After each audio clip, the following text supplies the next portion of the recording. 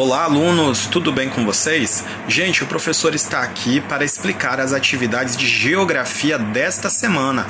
Lembrando que já estamos na 9ª semana de atividades não presenciais devido ao lockdown, devido à pandemia. Nós estamos trabalhando dessa forma, mas vocês estão aí estudando em casa, pegando atividade impressa na escola. A atividade está disponível no Google Sala de Aula, também no grupo do WhatsApp. Então vocês têm diversas formas de ter acesso à atividade, não deixem de realizá-la. Então, nesta semana nós vamos dar continuidade aos assuntos já trabalhados anteriormente. Nós vimos aí a divisão do nosso planeta em continentes. Nós sabemos que nós moramos na América do Sul, temos a América, que é dividida em 3 partes: América do Norte, América Central e América do Sul. E o nosso país, o Brasil, ele está localizado na América do Sul, sendo o maior país da América do Sul. Ele ocupa uma grande área desse continente, ok? Então nós temos aqui o nosso país, vocês conseguem ver o mapa e conseguem também perceber que o nosso país também se encontra dividido. Dividido em quê? Dividido em regiões e em estados. Por que tem que haver essa divisão? Como vocês podem perceber, e comparando o Brasil nas atividades anteriores, olhando o mapa do Brasil dentro da América do Sul, é uma grande área. Então essa divisão se dá para que o país seja melhor administrado. Por quê? Porque dividindo por regiões, dividindo por estados, cada estado tem seu governador, tem seus prefeitos dos municípios, vereadores, seus deputados estaduais. Com isso, a administração se dá de uma forma mais efetiva, mais eficaz, ok? Então, quem é o órgão responsável por essa divisão no Brasil? É o IBGE. Mas o que quer dizer IBGE? Instituto Brasileiro de Geografia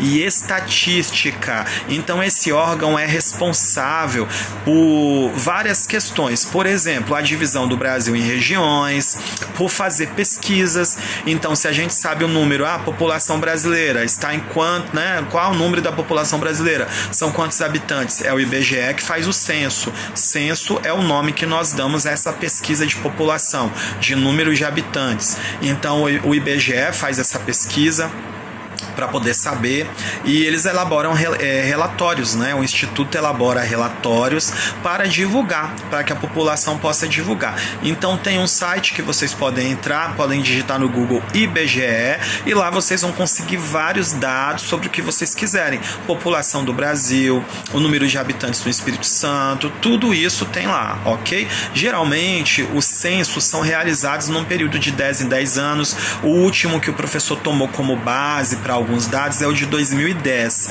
né, que já temos aí um número fechado, mas é claro que já alterou. É o de 2020, né, nós temos aí uma projeção de mais ou menos quanto é, para mais ou para menos. Então uma projeção ainda não é um número fechado, ok? Lembrando que o número de pessoas também muda o tempo inteiro, porque nascem pessoas, morrem pessoas, e infelizmente com esse vírus perdemos aí quase 400 mil pessoas. Ou seja, o número de habitantes no Brasil abaixou bastante, né?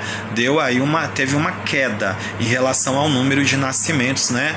Podemos dizer que praticamente nesse período tem morrido mais pessoas do que nascido, infelizmente. Então, pessoal, ou felizmente, né? Porque também temos que ter um controle assim de população, no sentido do nosso país não ter tantas pessoas. É um país muito populoso e infelizmente a demanda é grande, e mesmo que tenhamos aí os governos com seus programas sociais, esses programas não conseguem atingir a todos, né? São muitas pessoas. Então é bom pensarmos nisso também. Mas vamos, né, falar aqui, focar na questão das regiões. Nós temos o Brasil dividido em 5 regiões. Em verde vocês podem ver a região norte, em amarelo, vamos seguir a ordem: em verde a região norte, em azul a região nordeste, em amarelo a região centro-oeste, em vermelho a região sudeste, onde está localizado o nosso estado, o Espírito Santo, e em roxo aqui nós temos, né, uma cor assim, um roxo puxado para o vinho, né, cor que nós chamamos de vinho, temos aí a região sul, ok?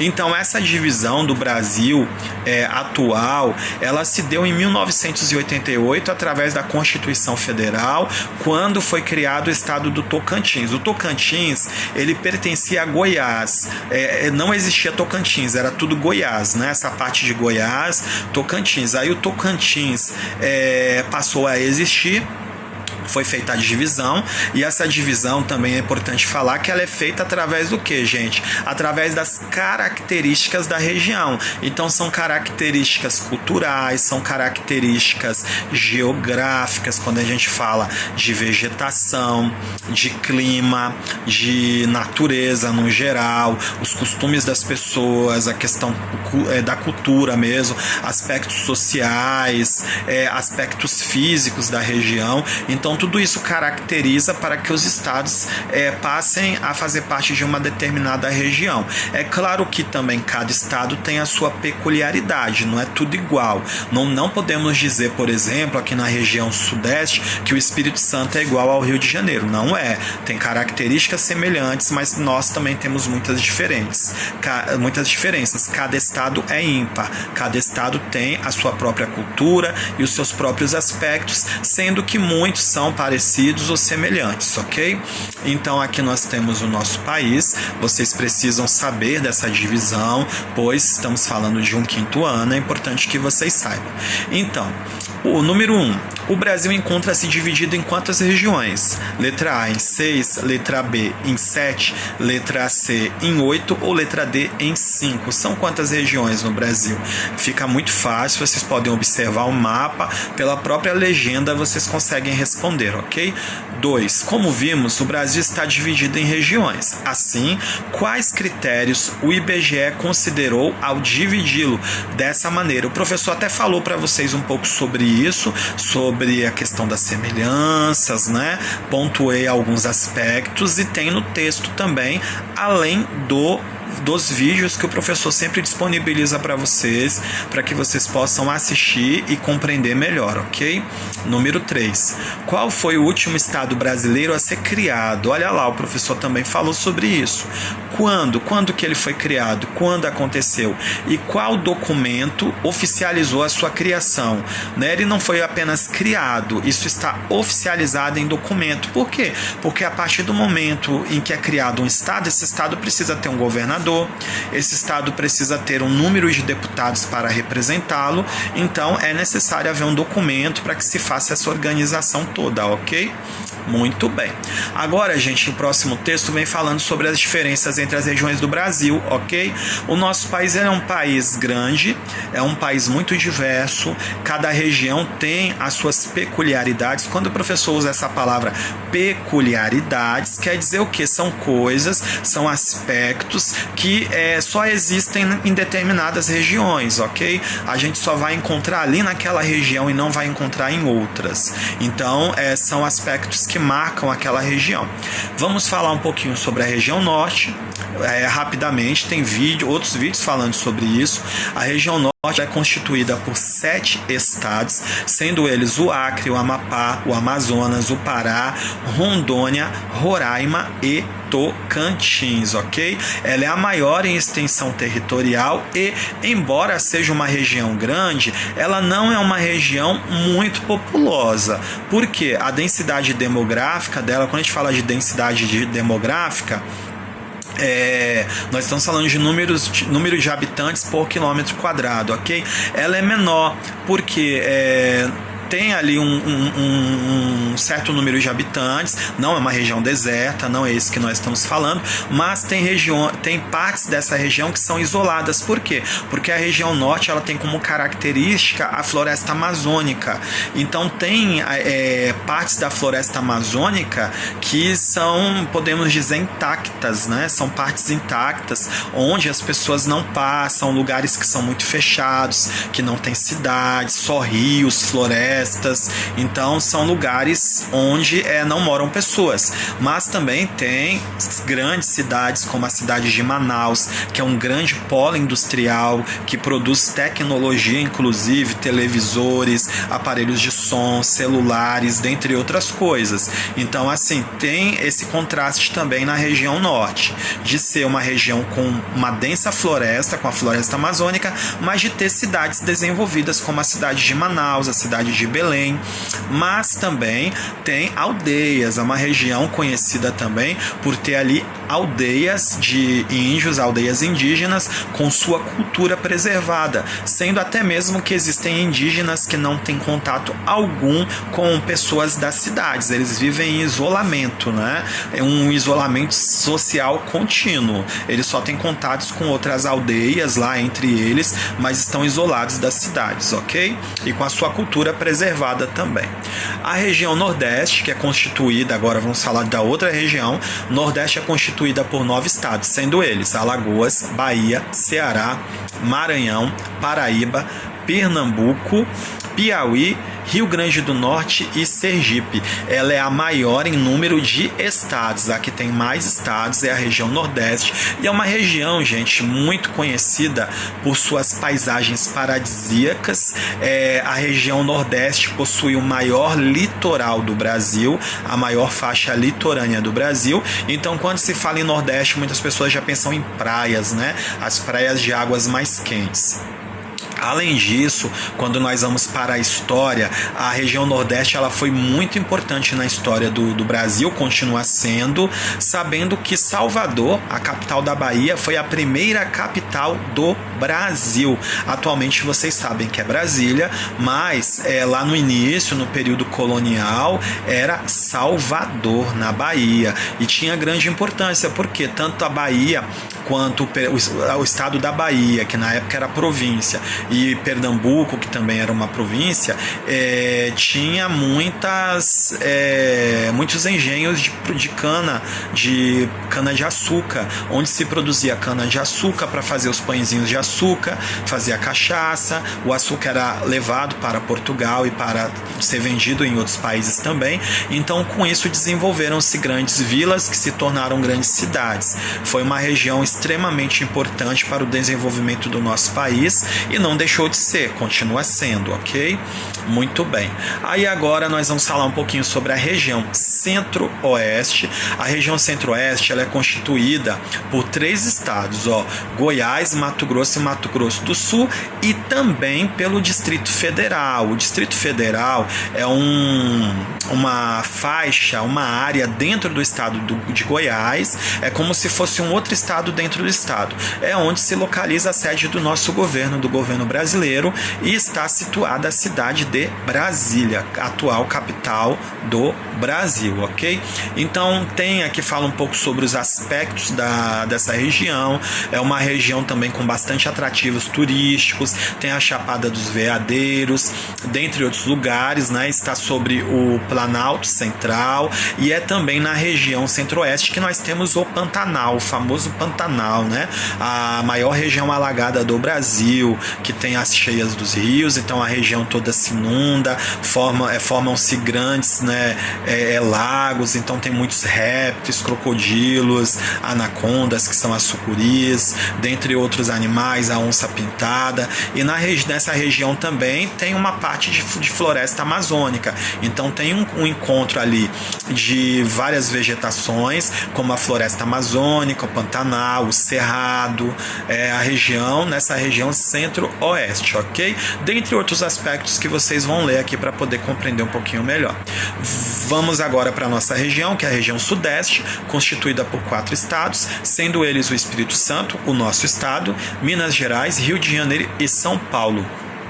É a segunda menor região do Brasil em extensão territorial, porém, gente, é a mais populosa e a região mais rica do Brasil. Por quê? Porque no período áureo de produção de café e de leite, né? O estado de São Paulo, grande produtor de café, o estado de Minas Gerais, grande produtor de leite. Essa região atraiu pessoas do Brasil inteiro e de outras partes do mundo, né? Esses 2 estados e os outros estados também, Rio de Janeiro, é o Espírito Santo, mas São Paulo e Minas, por serem estados um pouco maiores do que o Espírito Santo e o Rio de Janeiro, esses estados atraíram muitas pessoas e se desenvolveu uma política muito forte, que até hoje é conhecida como a política do café com leite, que vocês ainda irão estudar, e com isso resultou que a região foi crescendo e crescendo e crescendo e passou a deter o poder, né, do país, tanto que a capital do Brasil,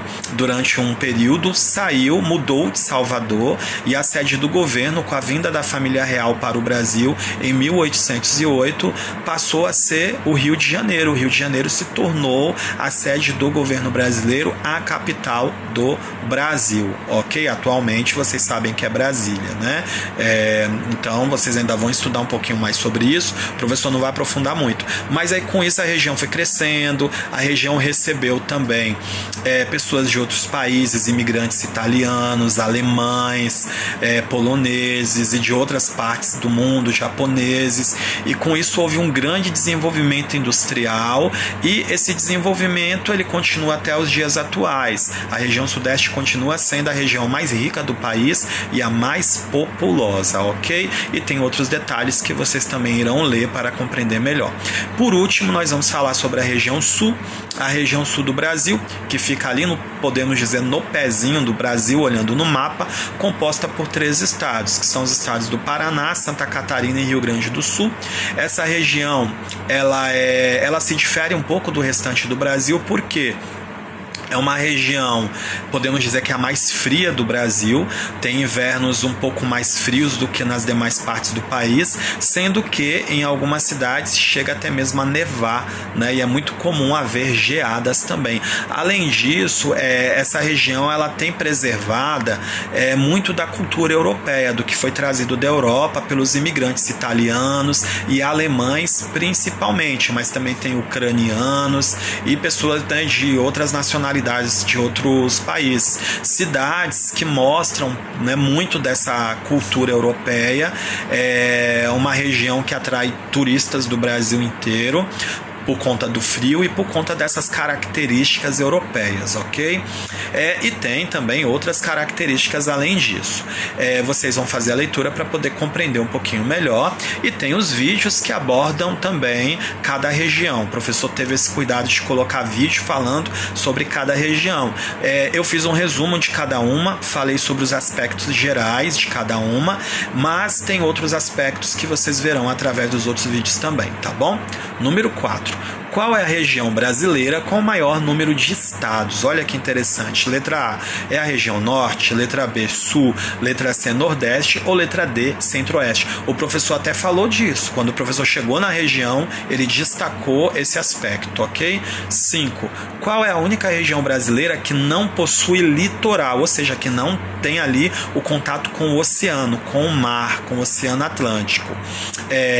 Aí vocês vão dizer se é a região norte, letra A, se é a região sul, letra B, se é a região C, a nordeste, ou se é a D, centro-oeste. Gente, isso é bem fácil de vocês observarem.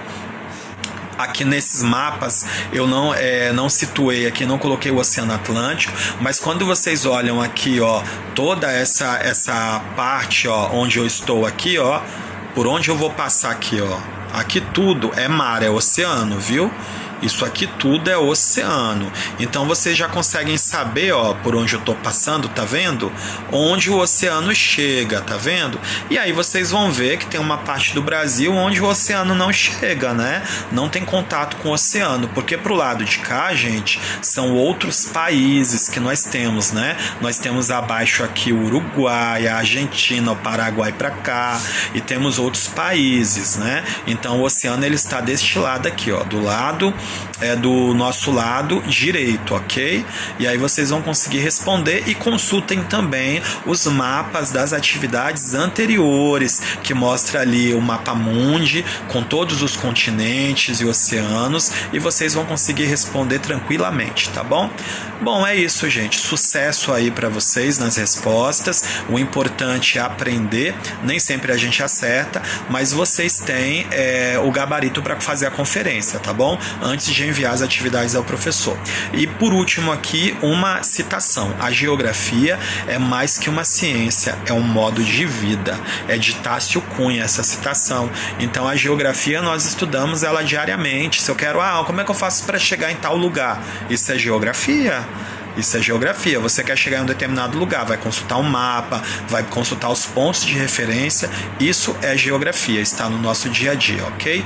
Um abraço a todos e até a próxima.